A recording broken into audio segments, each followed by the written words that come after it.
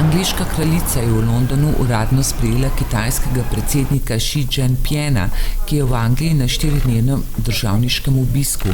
Xija in njegovo ženo Peng Liyuana sta v prestižnem hotelu prva sprejela princ Charles in njegova žena Camilla, nato pa se je kitajski par skupaj s kraljico in princem Filipom v kraljevskem sprevodu odpeljal v Buckinghamsko palačo, kjer bo bival. Obisk, ki naj bi začel zlato dobo v kitajsko-angleških odnosih, je bil kritiziran strani aktivistov, ki so premiera Davida Camerona obtožili, da je namerno spregledal kitajsko kršenje človekovih pravic. Premier David Cameron je dejal, da ne bo načenjal občutljivih vprašanj med tem državniškim obiskom, od katerega si obeta donosne investicije in poslovne dogovore.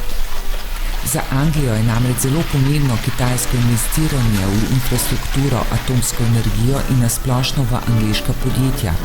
Voditelj opozicijske delavske stranke Jeremy Corbyn je dejal, da bo ob srečanju z Xijem omenil vpliv poceni uvoza jekla iz Kitajske na angleške jeklarje. Kitajski študent je izjavil: obisk je pomemben za sodelovanje med Združenim kraljestvom in Kitajsko na področju izobraževanja, ekonomije in v nekaterih drugih panogah. Predstavnica za tisk organizacije Študenti za svoboden Tibet Padma Dolma je izjavila: Xi Jinping si ne zasluži, da bi ga gostila kraljica in David Cameron, ker ne kaže nikakršnega spoštovanja do upoštevanja človekovih pravic in drugih vrednot, po katerih živijo Angleži. Zato je zelo pomembno, da vlada Velike Britanije in Cameron začneta govoriti o Tibetu.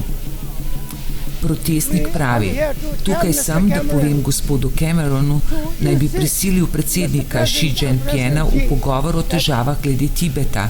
Kitajska je lahko ekonomska močna, vendar je moralno zelo nizka. Če želi biti resnično svetovno močna, mora Kitajska biti tudi moralna.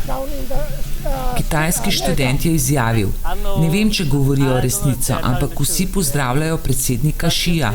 To so le govorice, mislim, da niso resnične, ker nikoli nisem videl, da bi se kaj takega res dogajalo.